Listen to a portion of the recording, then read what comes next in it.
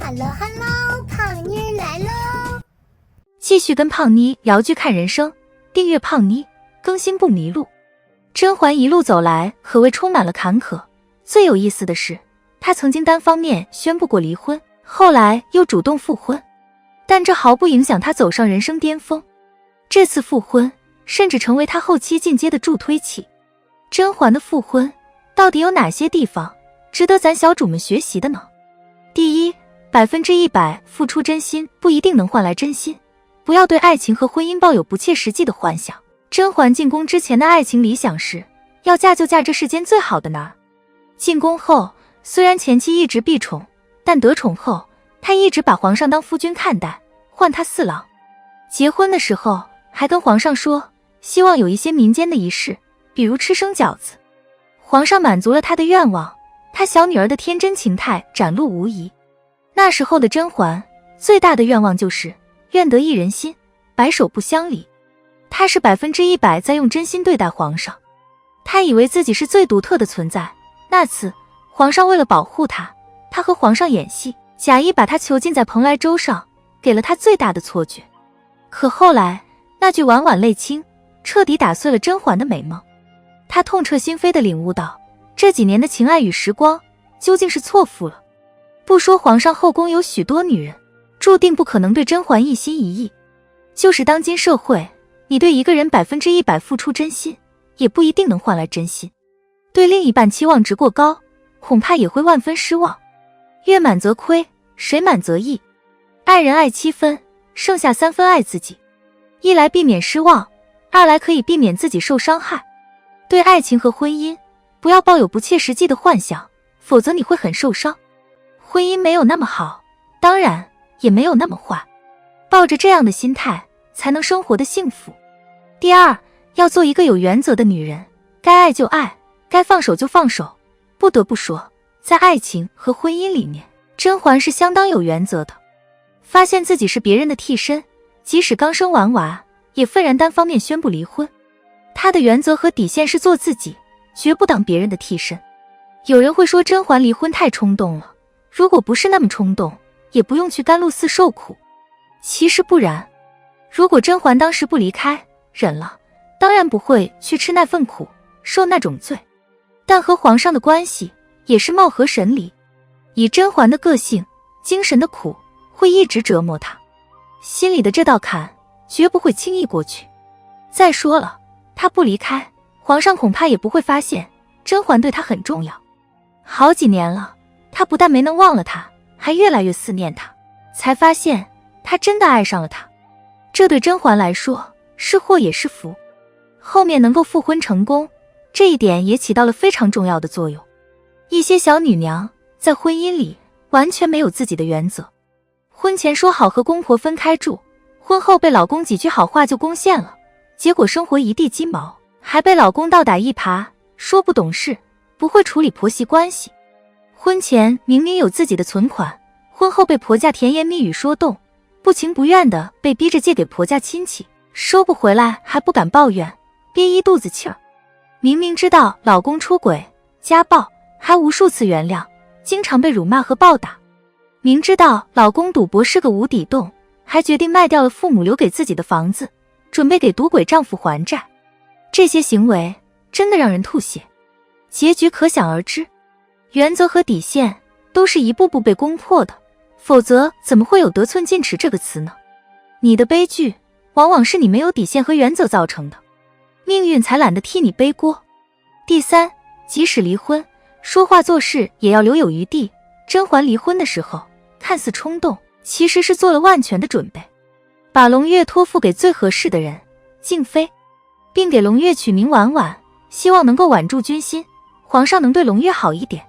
在离开之前，他什么也没带走，包括皇上赏他的玉鞋，他最爱的玫瑰簪子，只带走了长相思。甄嬛这样做并不是因为清高，一是和皇上置气，二是给自己留余地。那时候的两人还互相爱着对方，都带着赌气的成分。甄嬛这样做聪明之处在于，她就是要让皇上知道，她之前真的很爱他，但她也真的被他伤到了，心如死灰。如果有一天皇上来碎玉轩看到了这一切，一定会对他产生愧疚之情。未来的事谁说得准呢？说不定哪天还要复婚呢。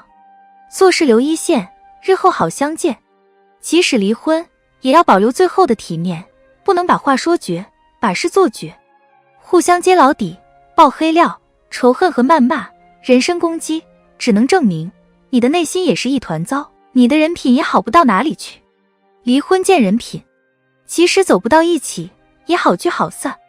毕竟那个人你曾经深爱过，尊重他，也是尊重曾经的自己，尊重过去的那段美好的感情。第四，生活是现实的，清高不能当饭吃，要做当下最有利的选择。出宫后，甄嬛以为自己会老死宫外，没想到碰上了果郡王，两人又发生了情感纠葛，有了孩子。后来因为误会，甄嬛以为果郡王死了，为了救父母族人，保全肚子里的孩子，甄嬛选择主动和皇上和解。这场复婚明显带着阴谋，但甄嬛复婚成功了，皇上重新得到她，比之前对她更好，她得到了想要的一切。甄嬛后来说，看见皇上就恶心，但依旧要在他面前装作一副笑脸和深情的样子。说这句话的时候，除了有点又当又立的感觉，其实甄嬛在做最现实的考量。即使这个人让自己讨厌，但为了得到自己想要的一切，也只能装作喜欢。毕竟在生活面前，清高不能当饭吃，万事不可能都顺心顺意。活下去，活得更好才最重要。就像之前有人评价豪门儿媳郭碧婷，老公屡爆出轨，仍然选择生几个孩子，又一个女星沦为了豪门生育机器。其实你怎么知道人家郭碧婷做这样的选择不是权衡利弊的结果，不是做过最现实的考量呢？或许这就是人家心甘情愿的选择。有颜有钱有闲有娃，不用在尴尬的年纪去疲于奔命，考虑转型独自打拼，也是一种不错的选择。人啊，永远要做当下对自己最有利的选择，这是你不会后悔的秘密武器。第五，夫妻之间也不过是资源互换，互相利用罢了，不要有过多的人性洁癖，你才会活得轻松。说到底，夫妻之间也不过是一场资源互换罢了。你想要的，我可以给你，我没有的，你刚好有。我们两个合作，就可以实现资源的整合，达到1+1大于2的目的。互相利用，各取所需，各自强大和幸福。为了达到这一目的，当然要过滤掉对人性洁癖的计较。你要获得什么，总要付出些什么，这是成年人对价值交换最基本的认知。甄嬛最大的特点是没有过多的人性洁癖，对人性了解得比较透彻，并且愿意接纳人性的弱点。只要人品过硬，能力超强，能够合作，绝不计较过往的小事。这是一种了不起的格局，也是他能够笑到最后的关键因素。静妃以前为了争胧月，和皇后联合起来算计过他，但并不影响他们后期愉快的合作。还有端妃，他知道端妃利用他长得像纯元，扳倒了华妃，但后期依然把他拉入自己的阵营，并且给了他最高的待遇。在爱情和婚姻里，其实也一样。他不是不知道果郡王是中央空调，喜欢到处乱撩，但后来只要一心一意和他在一起，他绝不翻他的烂皮袄。他知道皇上不会只有他一个女人，所以即使他得宠，也劝皇上雨露均沾。别的女人受宠，他虽然失落难过，但不会去蓄意害人。后来回宫，他明明已经不爱皇上了，但依然接受和他在一起，和他朝夕相对，同床共枕。因为他明白，对人性有太多的洁癖，对自己的生活有害而无益。尤其是夫妻之间的相处，如果拿着放大镜去看对方，生活根本无法继续。好了，本期的影片就到这里。喜欢胖妮，辛苦给影片点赞，订阅胖妮，下期更精彩。